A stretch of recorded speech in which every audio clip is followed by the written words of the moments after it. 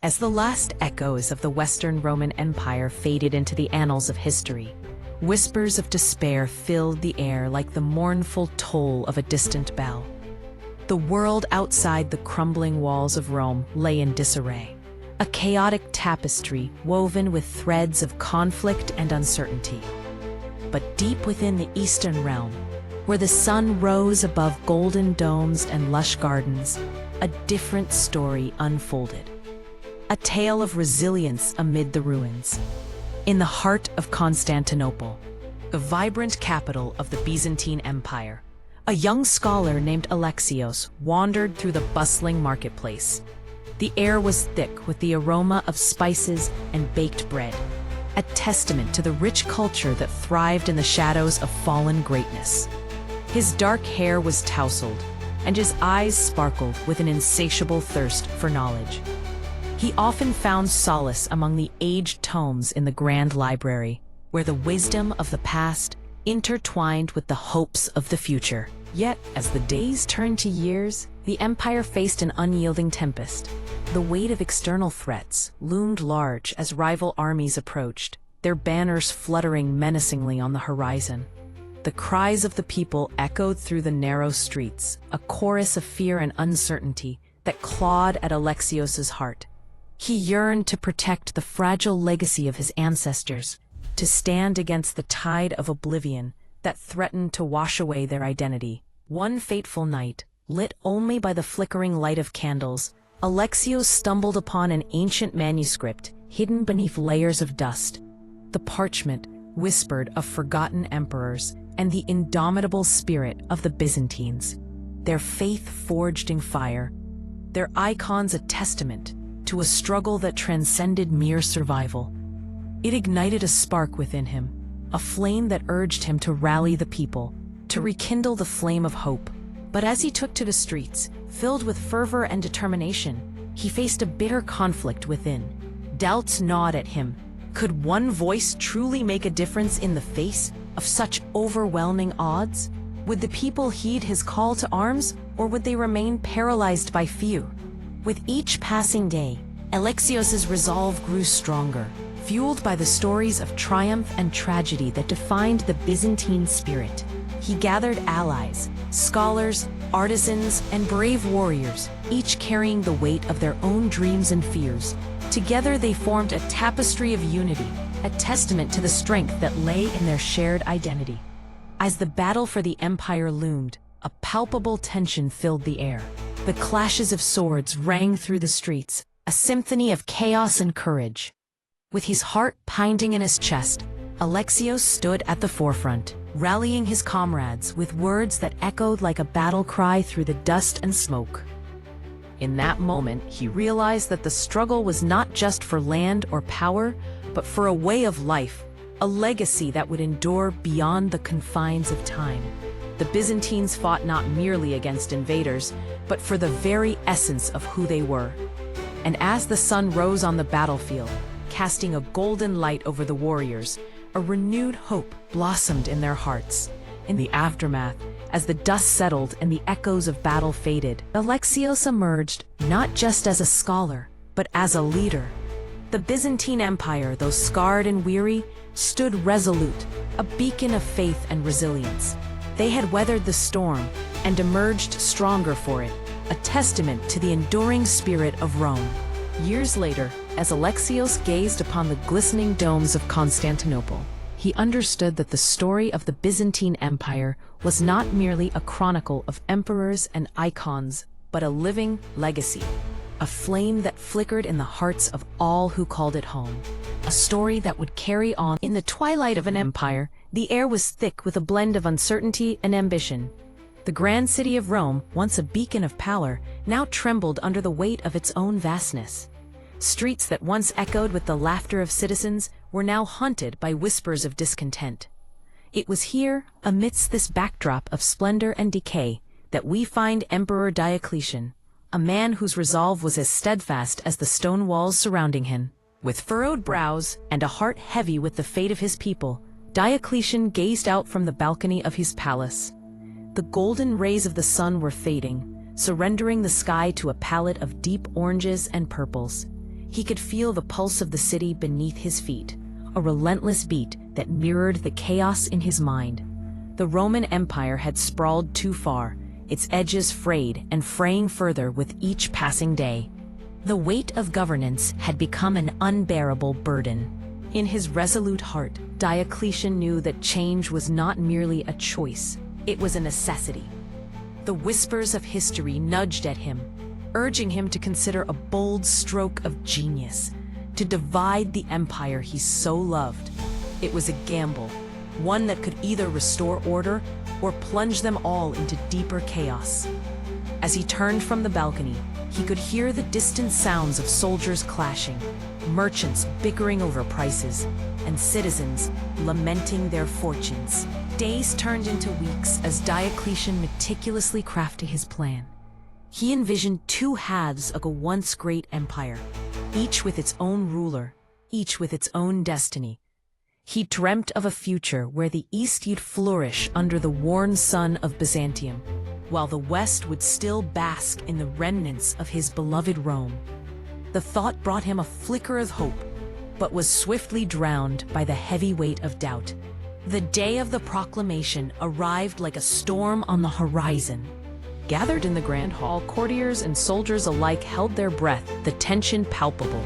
Diocletian stepped forward, his figure silhouetted against the flickering torchlight. As he spoke, his voice rang with conviction, cutting through the murmurs that rose like smoke. To preserve our legacy, we must be brave enough to split our empire in two.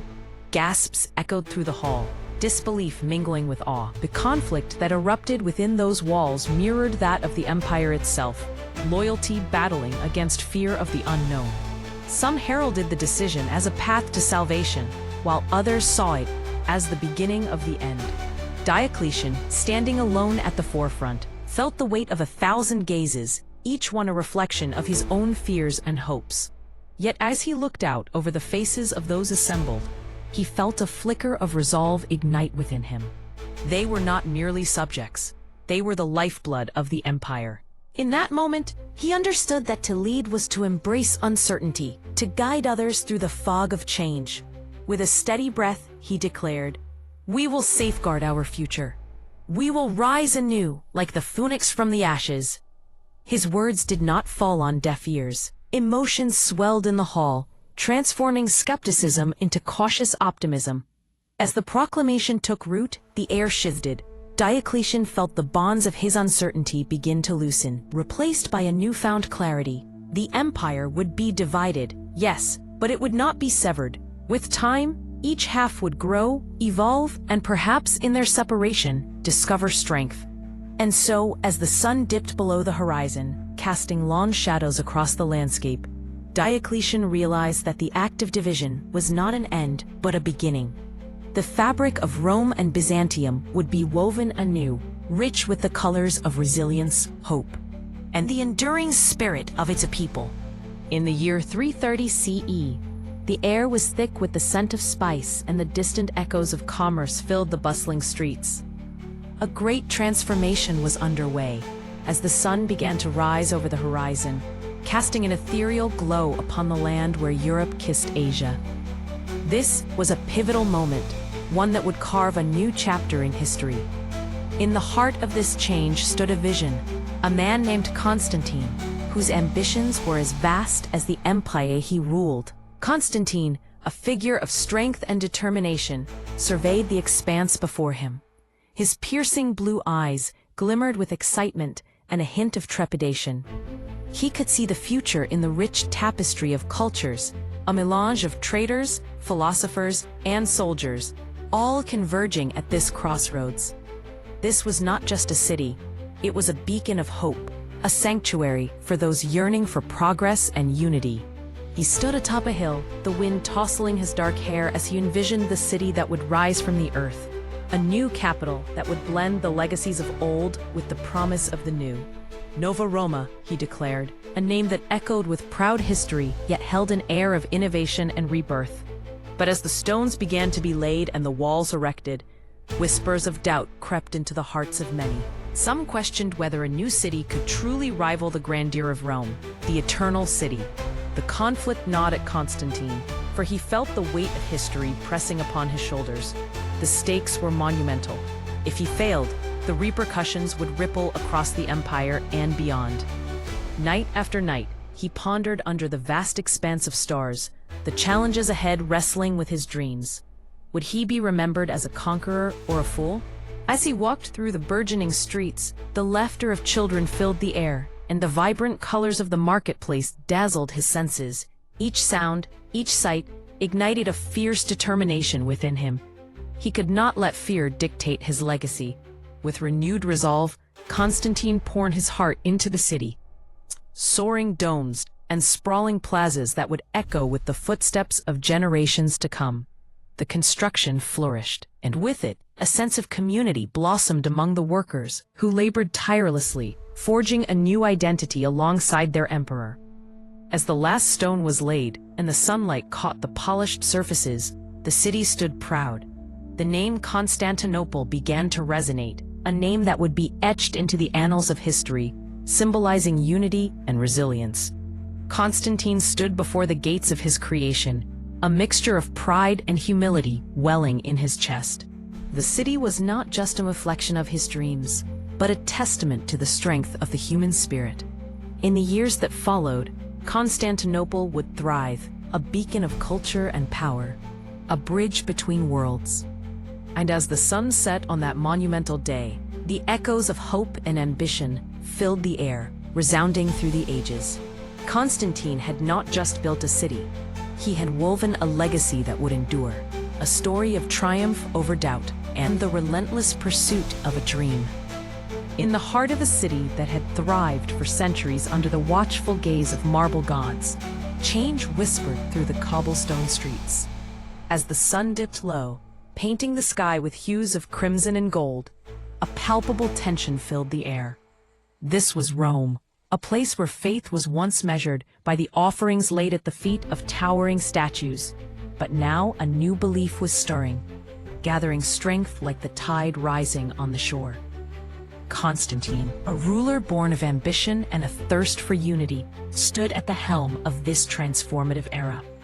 His heart beat with the pulse of 1,000 souls, seeking meaning beyond the echoes of ancient sacrifices. Under the canopy of starlit skies, he envisioned a Rome reborn, where the shadows of persecution would no longer loom over the faithful. The clash between the old and the new was palpable. Temples dedicated to Jupiter and Mars, once vibrant with the scent of incense and the murmur of prayers, were now haunted by the absence of worshippers.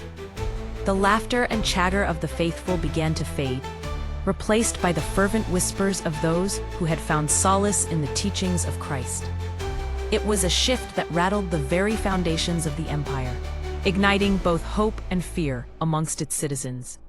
As the empire's heartbeat quickened, every corner of Rome buzzed with the stories of the newly baptized.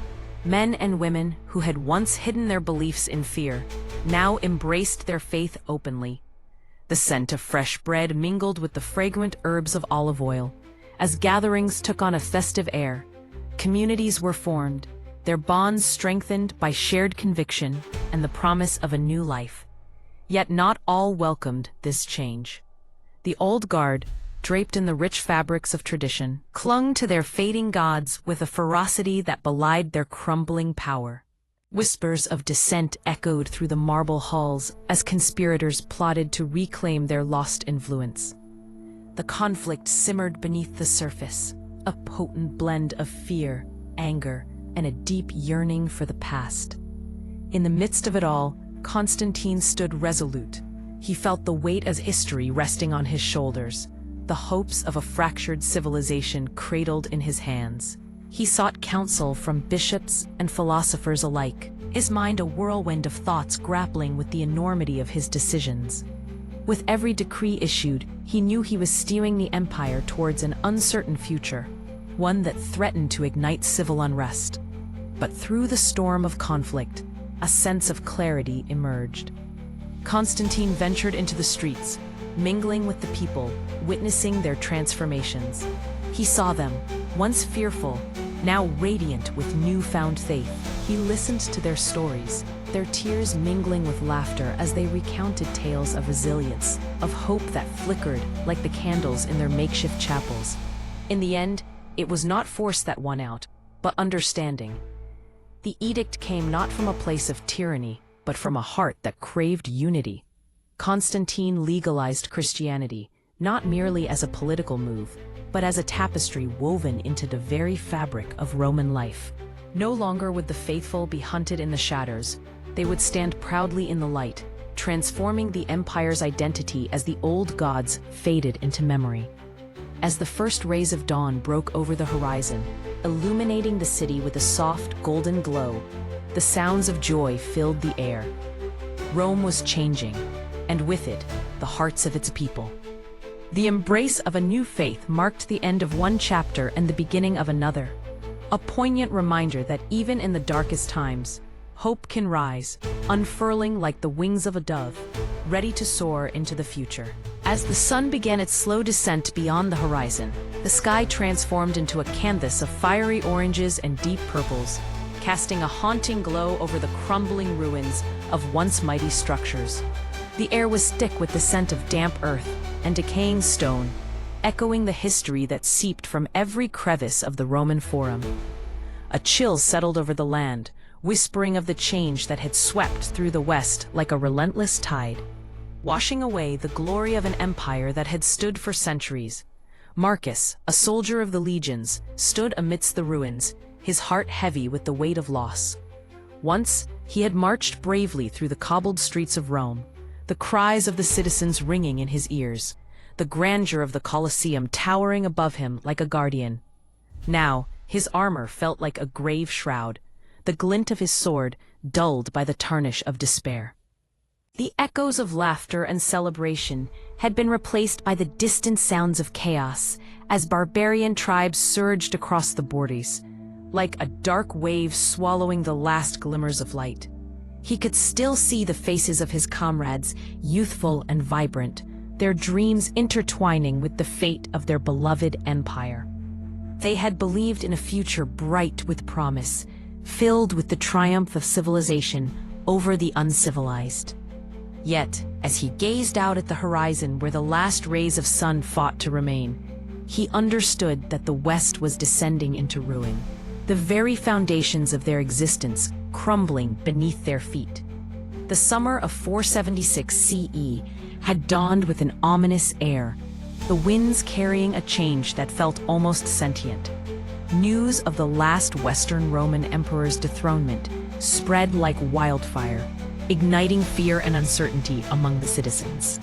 Marcus had witnessed the power struggles, the betrayal, the desperation that colored the faces of those he had once called brothers. The heart of Rome was no longer beating. It was a mere echo of what had been. One fateful evening, as twilight wrapped the city in a shroud of shadows, Marcus made his way to the marketplace, where fragments of life still clung desperately to the air. He encountered a young girl, her eyes wide with fear, clutching a tattered doll to her chest. He knelt beside her, and as their eyes met, he felt a flicker of hope igniting within him. "What is your name, little one?" he asked softly, his voice thick with emotion. "Livia," she whispered, her voice trembling like a leaf in a storm. "Will the soldiers protect us?" At that moment, Marcus realized that the true battle was not against the barbarians at the gates, but against despair that threatened to consume the very soul of his people. He took a deep breath, the scent of the earth mingling with the distant sound of fire crackling, the cries of his people echoing around them. With newfound resolve, he straightened up, determination etched across his face. "We will protect you, Livia. We will fight for every breath of hope that remains." In the days that followed, Marcus rallied the remnants of his once mighty comrades, their spirits rekindled by the innocence of a child who dared to dream. Together, they fortified their defenses, not just against the approaching horde, but against hopelessness itself. The spirit of Rome could not be extinguished in a single day. As the sun rose on the day of their final stand, a band of soldiers stood resolute, their hearts beating in unison, each man a flicker of defiance against the dark tide that threatened to engulf them. They fought fiercely, not just for the empire, but for every child.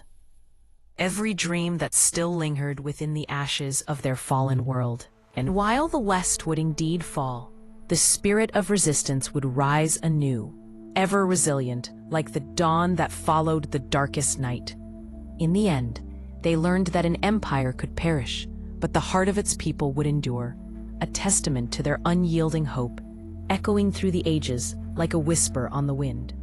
As dusk settled over the ancient lands bathed in hues of orange and purple, a lone figure stood on the crumbling ramparts of a fortress. Silas, a scholar with ink-stained fingers and a mind brimming with forgotten histories, gazed towards the east. His heart, heavy with the weight of fallen empires, yearned for the stories that whispered through the winds of time. Around him, the remnants of a once great civilization lay scattered, the echoes of laughter and grandeur now silenced, the scent of damp earth mingled with the faint aroma of wildflowers, a bittersweet reminder of what had been lost. Silas could almost hear the distant murmurs of the past, tales of valor and ambition that had shaped the world. "Rome has fallen," he whispered to the breeze, his voice tinged with sorrow. The crumbling stones beneath his feet seemed to respond, a soft rumble that reverberated through his core. Yet, as he turned his gaze toward the sprawling horizon, he recalled the tales of the East, an empire that had endured, richer and stronger, defying the very tides of chaos that swept through history. It was here that conflict simmered within him. How could the West, with its glorious legacies, have succumbed so completely, while the East thrived amidst adversity? The stories of his childhood had painted a picture of inevitable decline, yet the resilience of the East sent a flicker of hope through his veins. Silas felt a stirring in his soul, a desire to seek out this bastion of survival, to learn its secrets, to understand its strength. He envisioned bustling marketplaces where merchants exchanged goods and ideas, the air thick with the scent of spices and the laughter of children playing amidst the stalls. He imagined scholars, their minds alight with the pursuit of knowledge, preserving the legacies of empires past. In his heart, Silas knew that Rome still lived, woven into the very fabric of this Eastern Empire.